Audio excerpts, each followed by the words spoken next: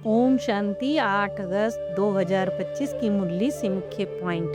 परमात्मा कहते हैं हमेशा इसी खुशी में रहना है कि हमारा 84 का चक्र पूरा हो रहा है। थोड़े ही दिन बाकी हैं, ये कर्म भोग हैं, फिर देखो अपने घर जाएंगे।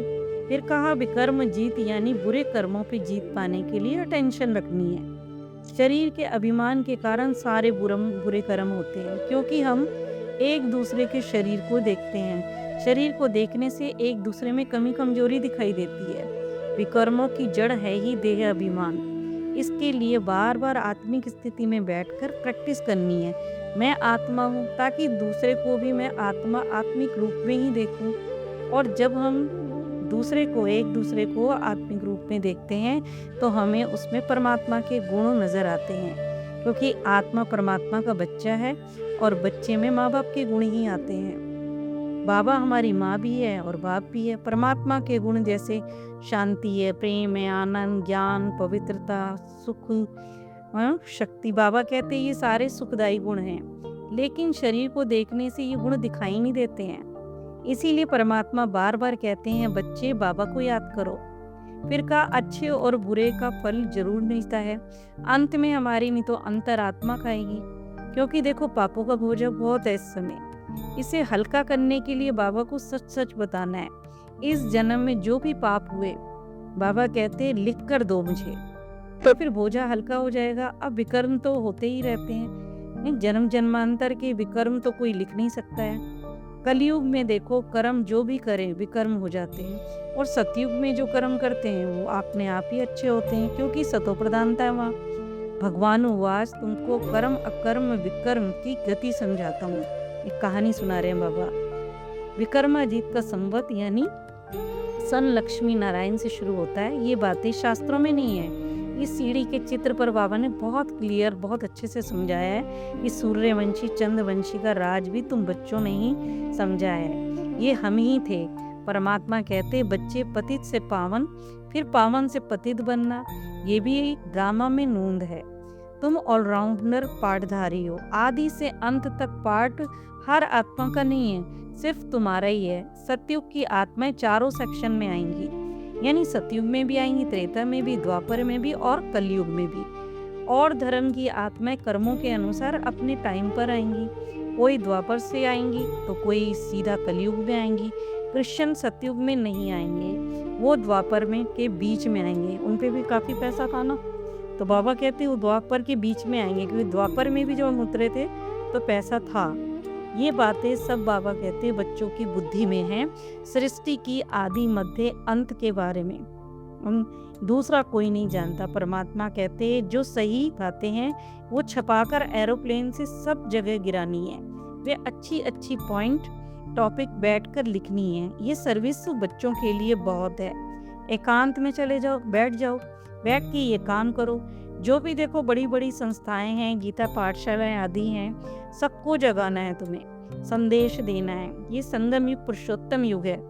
इस युग में आत्मा को परमात्मा से वरदान मिला हुआ है।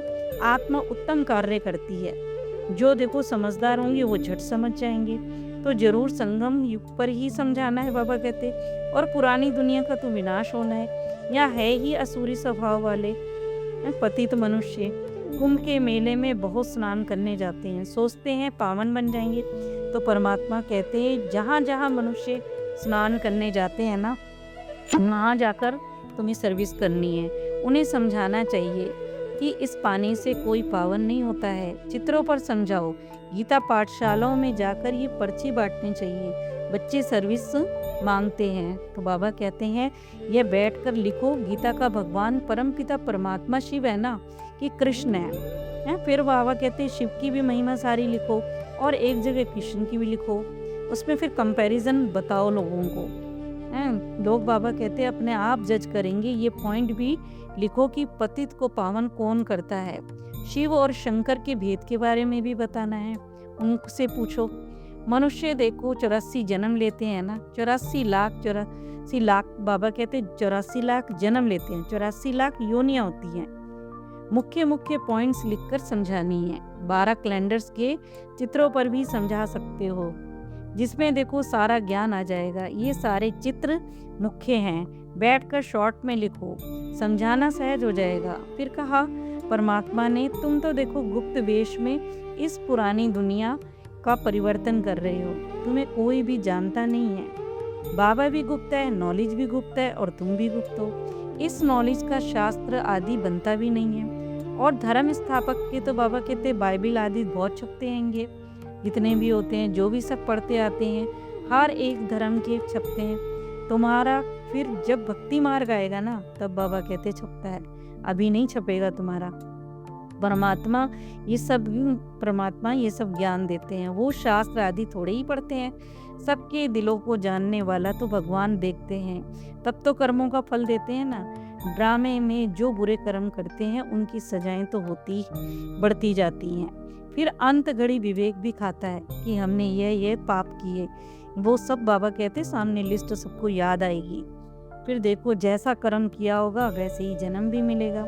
अभी तुम अच्छे कर्म करते हो तो कोई भी बुरा कर्म ना हो जाए, इस पर पूरा अटेंशन देना है। सबसे बड़ा पाप है काम विकार, इसी से ज़्यादा बड़ा बाबा कहते दुख बड़ा है। सन्यासी भी क्या कहते हैं, ये काग विष्टा समान सुख है, यानी क्षणिक भर का सुख। इसीलिए सन्यासियों को वैराग्य आता है और वे जंगल में चले जाते हैं, पर उन्हों का है हद का वैराग्य और तुम्हारा है बेहद का वैराग्य। हम बाबा कहते 3 बाप का राज भी सबको समझाओ, लेकिन शरीर का, जैसे देखो शरीर का पिता तो सब जानते हैं, और परलौकिक पिता उसको बोलते हैं, और पारलौकिक परमात्मा यानी परलौकिक पिता को भी सब जानते हैं ये, और अलौकिक पिता के बारे में नहीं जानते। यह अलौकिक प्रजापिता ब्रह्मा है यहाँ संगम पर, इसलिए ब्रह्मा देवता नमा भी कहते हैं। पुरानी दुनिया के कलयुगी ब्राह्मण होते हैं और तुम हो पुरुषोत्तम संगम युगी ब्राह्मण। जब तुम मनुष्य से देवता बनते हो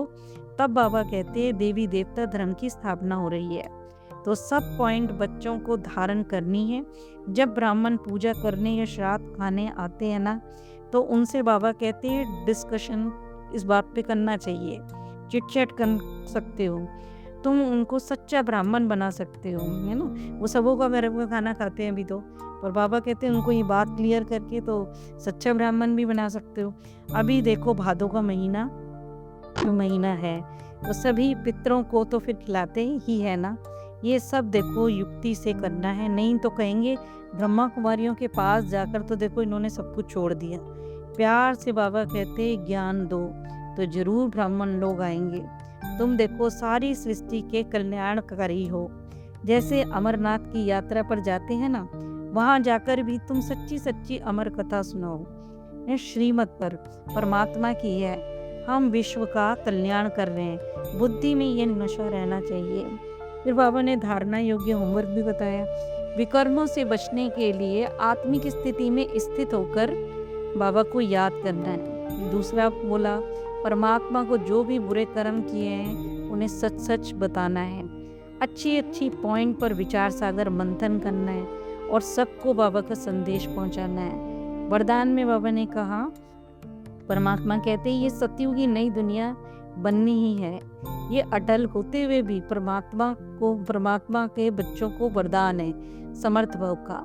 वरदानी बच्चे सिर्फ कर्म और फल के, पुरुषार्थ और प्रारब्ध के निमित्त और निर्माण के अनुसार निमित्त बन के परमात्मा कार्य कर रही हैं। दुनिया वालों को बाबा कहते उम्मीद भी नहीं दिखाई देती कि इतना बड़ा कार्य हो रहा है, ये परमात्मा के बच्चे कर रहे हैं, पर बाबा कहते उन लोगों को तो उम्मीद ही नहीं हो रही है। और देखो पुरानी को नया बनाने की निमित्त आत्माएं कहती हैं ये कार्य तो हुआ ही पड़ा है, क्योंकि कराने वाला स्वयं परमात्मा अपना कार्य करा रहा है ना।